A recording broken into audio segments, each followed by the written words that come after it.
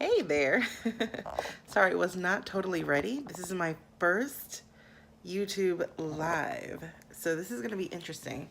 Um, Sorry, I usually do portraits. So give me a second. Yeah.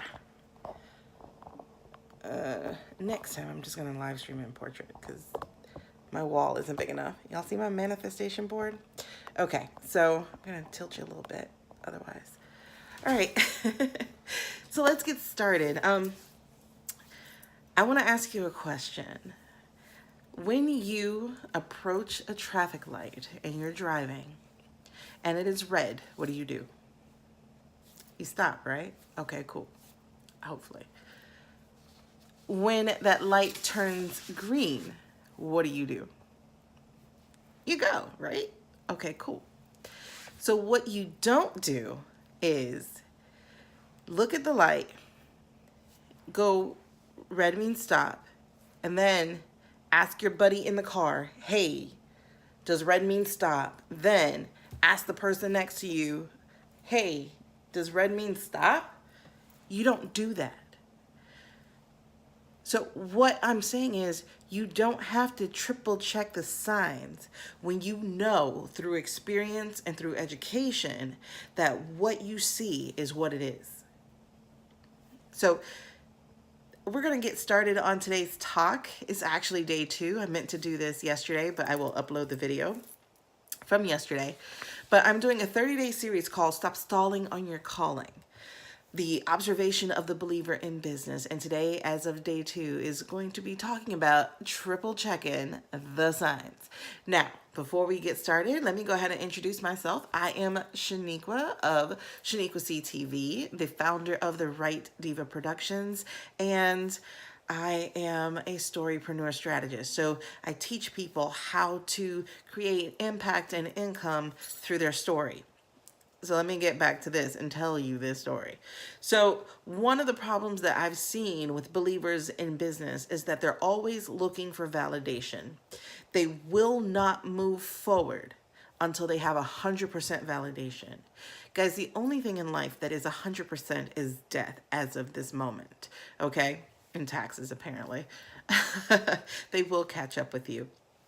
So if that is the only thing that is 100%, then why is it you don't move forward on what you know? Again, through education and experience, you know that you can do. Okay, so again, I'm talking about the believer. So this is the person who has some spiritual faith in God, the universe, etc. But if you are given something, and this something is called purpose, if you are given an assignment to do, your assignment could be to become a motivational speaker. Your assignment could be to become a renowned author. Your assignment could be to be an amazing basketball player who then creates a school, because again, education, yes, and experience. Okay, so if you're that person who is hesitant to move forward without 100% validation, you're never going to move forward. And so what you need to do is actually consider, why is it you are hesitating and will not move forward? Okay, so usually there's fear involved with this. And the fear could be of several different types. There are about 7 or 12 different types of fear, but we're going to talk about 4 real quick. One is fear of the unknown, which means you cannot see ahead of yourself, and that is fine. What I was going to say about that is, what's his face? My brain just died. I need some more mommy juice. There we go. Bishop T.D. Jakes, he did a talk on giraffes and turtles, right? Obviously, by design, a giraffe can see further ahead than a turtle can. A turtle, by its limited scope, can only see what's in front of him. Don't miss that message. Okay, so a giraffe can see miles away. A turtle can see only what's in front of him. If you were destined to be a giraffe, Why are you having turtle vision? Why is it that you are only concerned about what is in front of you instead of what is inside of you, instead of what you were called to do, instead of what you know is for you? And part of that is, to piggyback off of what I just said, part of that is that a lot of the times we don't know who we are. We do not know how amazing we are because we usually focus on only what's negative, and only what it is that that validates that we don't deserve what it is that we want. Okay, that kind of thing. As soon as we get validation, we're like, yep, that's right. And all you need is that one validation. But when it is, you're amazing, you're like, you weren't right. And then somebody else says you're amazing, you're like, that one. And then your spirit says you're amazing. You're like, I don't know what you guys are talking about. I don't see it. But if somebody says you're crap, you're like, yes, you're right. Oh, okay. First of all, you have to think about the things that you have gone through. A lot of you have overcome different types of things, right? So for instance, you may have failed high school. However, you managed to create a life for yourself that people thought a high school dropout couldn't do. And yet you're only stuck on the fact that you failed high school. And you're not looking at, but I'm building an empire.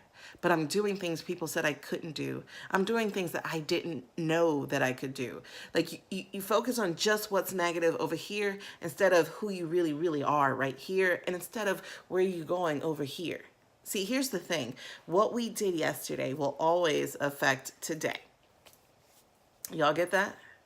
What we did yesterday affects today. So today is the harvest of the seeds we sowed yesterday. Get that? So that means that the seeds we sow today will be the harvest of tomorrow.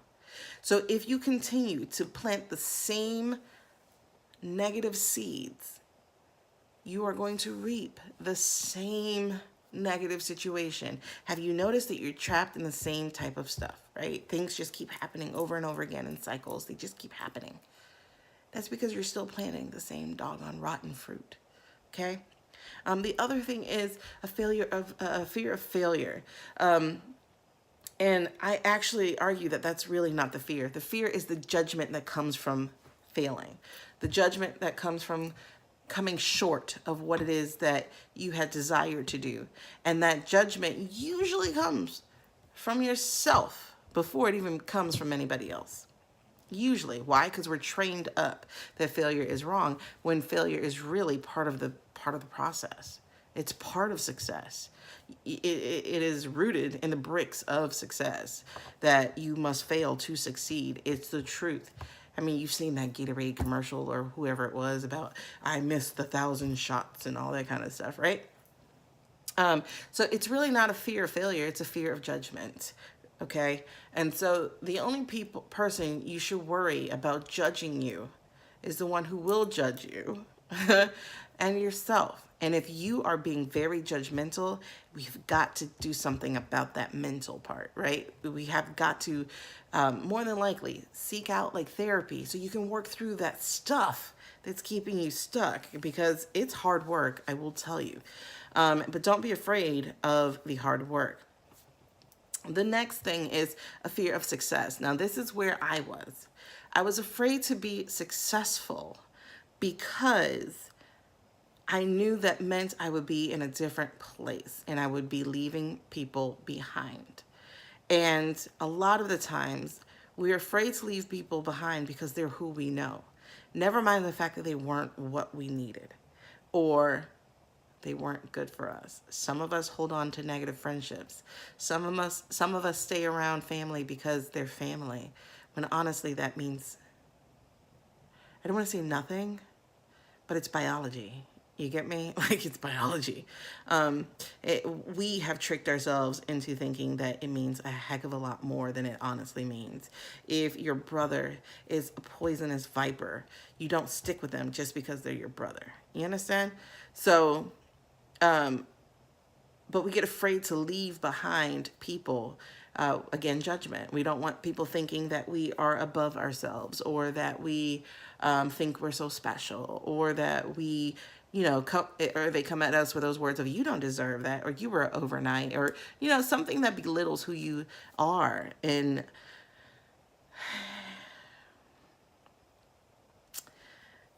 for me, the fear of success was, I was afraid to lose that I was familiar with.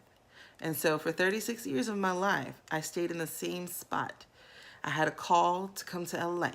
I had an actor coach who worked with celebrities that said I was a natural. I need to come to LA, and I didn't. I had a call to come to New York, and I didn't. I visited, but I didn't. Because again, I was afraid. I was also afraid of the loss of privacy, because this was after Bennifer and all that kind of stuff, and I saw what our paparazzi was. So I was afraid of losing privacy, as well as being moved into a different space. But then there was also the fear of money, because when I grew up, money was a negative thing. The things that people did with money weren't good. And so I attributed that not good to the money. And even though I saw like people like Oprah and stuff doing good things, I thought they were so special, and that's why they did good things. It wasn't just because they were a more positive person with their money. Money is not evil. Money is not good. It is the person who is holding the money that makes the difference. And I had to learn that from a financial coach. And I had to learn that this year, because I didn't even know that was a block for me. Like sometimes, I don't know if you guys feel it too, but like you feel things when they are for you, And one of the things that I felt for myself was money felt next to me. It felt like it was literally like there was a sheath like between me and the money. And I could not figure out how to get past that block until she told me, because you're scared of it. You're scared of how it might change you. But as long as you stay you, money doesn't do anything. It's what you do with it. And so you want to really look at what your fears are about. Why it is that instead of dealing with your fears, you keep looking for signs to move. Okay? Don't do that. You have to take action. I did a talk yesterday about Moses, the Moses complex. And if you research it, you'll find out the Moses complex is, I don't feel worthy enough. But I still argue you should be like Moses, because even when he didn't feel worthy enough, because guys, some of us will never feel that way. It's something I struggle with every minute of the day, is feeling worthy for the life that I have and where I'm going with my life. It's a struggle, again, because of the way that I grew up. And so that's something that I'm working through. But the other thing Moses did was, even when he doubted himself, he still showed up, got in position, listened to God, and then took action. So even when you're having doubt in yourself, and you'll see that talk because I'm going to post it, even when you're having doubt in yourself, do those things. Show up. Get in position. And then listen and do it. Don't keep checking, like Moses is like, hey, Aaron, I think he's talking to you, dog. You know what I mean? Like, think about this, right? Like, honestly, God gives you an idea and you're like, hold on, God, wait a second. I know what you just said, but hey, Beth, do you think God was right? Like, who does that? If you feel like the creator is the creator, and like the creator knows all and all that kind of stuff, like if you believe in that thing, that type of truth for yourself, why would you go, you know everything, but hold on. Yo, does he really know everything? That is so insulting. Guys, I've actually had that happen to me in real life before, where I was like giving somebody social media advice and they were like, okay, hold on. And they went and asked somebody else, and then they came back and say, yeah, so-and-so said, and I'm looking at them like I'm going to kill them with my eyes. You know what I mean? It was just really, really not good. But here's the point that I'm trying to make is growth is uncomfortable. It has to be uncomfortable because you're breaking out, like literally through this thing that you're used to. There is no such thing as a comfort zone unless you don't feel like moving, because then that is comfortable. But if something's calling you to be different and to move and to do something different, then that's not a comfort zone. That's just your fear showing up. And so what you need to do is actually get comfortable with being uncomfortable. Continue to grow. When babies are growing, they are annoying. They're irritable. It's just not great. They want to eat all the time. It's just like, what can I do to help you? When teenagers are growing, their knees might ache, or they might get clumsy, like things change, your face break out, etc. That's growth. When you move into your first place and you weren't taught how to be proper a proper place maintenancer, I'm gonna make up words here, like how to pay the bills and how to keep it clean and how to do this and how to do that. It requires growth to learn those things. And so growth is uncomfortable. It has to be. And that's scary. And so you might check and keep checking and keep checking because you're scared. And here's the thing, you don't get to grow if you don't go, if you do not move. And so when things feel like they're in alignment, it's like a puzzle, right? Like you're fitting the pieces together, right? And you know, this doesn't work, this doesn't work, this doesn't work. And then you can look at something and go, that looks like it goes together. And when you go to slide it, it feels right, It feels like, okay, I got it. And when you put it together, you're like, yep, that's it. Now imagine your calling is a puzzle piece and you are the other piece. That calling is inside of you. Your action is on the outside. And when you go to put it together, when you go to fit it, you're going, oh, it looks good. And it might feel good for a second. Like, oh my God, I'm so excited. I have this great idea. And then when you go to put it together, you're like, but I think it's slightly off. And you don't make it fit. And then you keep checking for signs, right? Oh, these colors are a little off. And they could be off. Oh, this is a little rough edge. Maybe it's gonna be a rough edge, okay? And so if you've ever felt, for instance, like you wanted to write a book, and what I'm about to say fits like a puzzle piece, I'm gonna ask you to take action. If you're the person who feels like you have a story to tell, and all you need is some guidance, some accountability, some support, you need someone who can help you because you weren't that good English student in school, or you're just not the best writer, or you don't know a whole lot of words, or you're a person who feels like you just don't have time to fulfill a dream of creating this story, or you really have too many stories and you don't know what your real story is. Then if any of those puzzle pieces fit, I'm going to ask you to join me. I have a $5 sneak peek going on right now into my Walk in Authority course. $5. That's it.